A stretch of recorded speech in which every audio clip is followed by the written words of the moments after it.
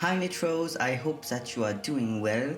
I don't know about you, but here in Belgium, summer has arrived, but like it basically crashed like a ball of fire, and I am currently dying.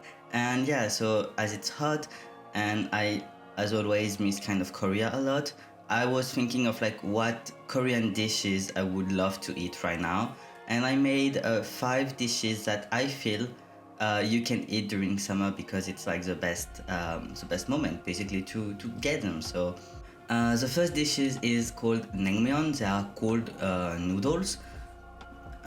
It's like really popular in Korea, and the first time I ate some, I think it was at the Korean airport when we arrived actually, or something like that.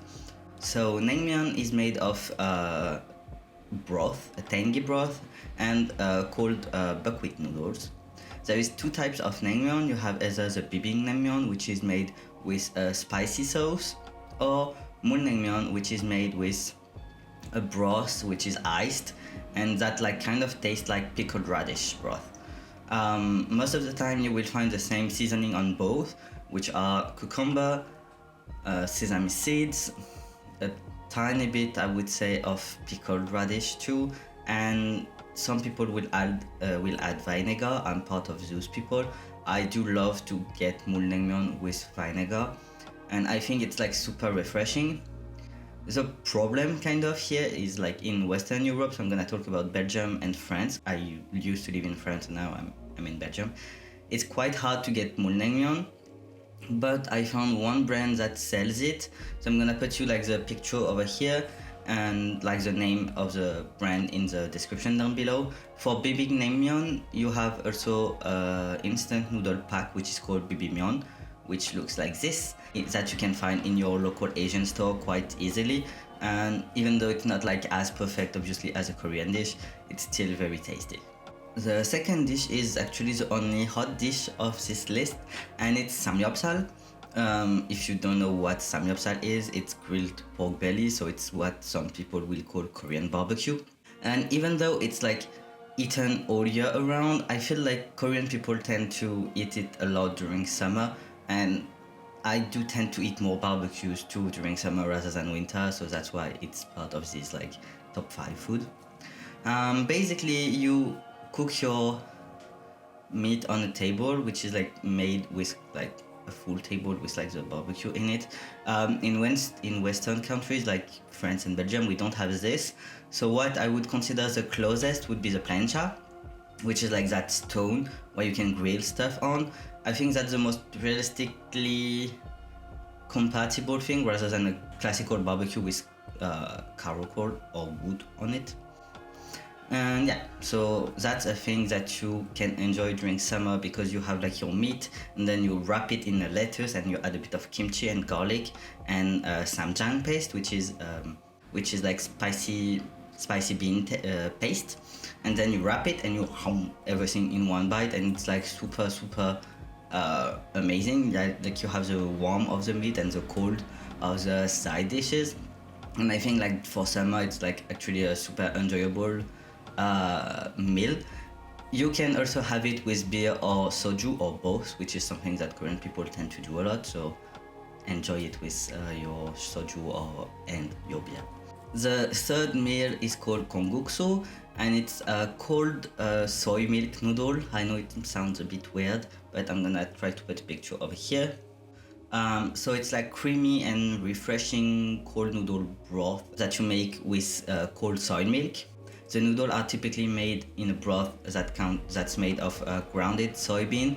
It's like super simple, and yet it's like super salty slash sweet because a lot of people will add a tiny bit of sugar in it. So it's like really refreshing and like actually super good for summer. The fourth dish is called Japchae, and I think that's one of the dishes that you may already know if you know about Korean culture. And it's a stir-fried glass noodle. So basically what you have to do is to stir fry obviously your glass noodle, and then you're gonna add a mix of vegetable, mushrooms, which is an important part of it, and sometimes some people will add also beef in it. You can either eat it as a room temperature dish, so just like not cold but not warm, or you can eat it when it's chilled too. So the hotter it is, I would suggest to go more on a room temperature, and if it's not too hot, you can go on chilled. And there is also like preparation for the sauce, so I'm gonna put you here in image like the ones that I have me at my place usually when I want to make some japchae. I used to have this when I was student, and I still find it super useful when you don't have a lot of time to prepare. The last one is actually a dessert, which is one of the only actual desserts that you can find in Korea. If you've been to Korea, you know that they are not the more sweet-ish people in the world, and they don't get that much specialty dessert. But this one is one of them, and it's called bingsu. And it's an amazing dessert that you can find, especially during summer. There is a lot of coffee shops in Korea that will sell bingsu, but you can also make it at home because it's actually super easy. What you need is ice. Basically, bingsu is shaved ice, like really thinly shaved ice that you're gonna like top with topping. Yeah. The traditional one is called pad bingsu, and it's with red bean paste. But I do tend to like more fruit versions or coffee versions. There is also chocolate and green tea, like matcha versions. And I do find that the fruit version in summer, when it's super hot, is actually the best. I do especially appreciate mango ones and strawberry ones, which will be added like with a tiny bit of condensed milk. And as the ice is melting, the milk mix with it, and then the fruit mix with it, and it's kind of feeling like a super duper fresh yogurt with part of fruits in it, and that's actually really refreshing, especially during like hot summer afternoon. So yeah, if you have something to shave ice, just go and make bingsu. It's actually an amazing thing, and I 100% recommend it for you.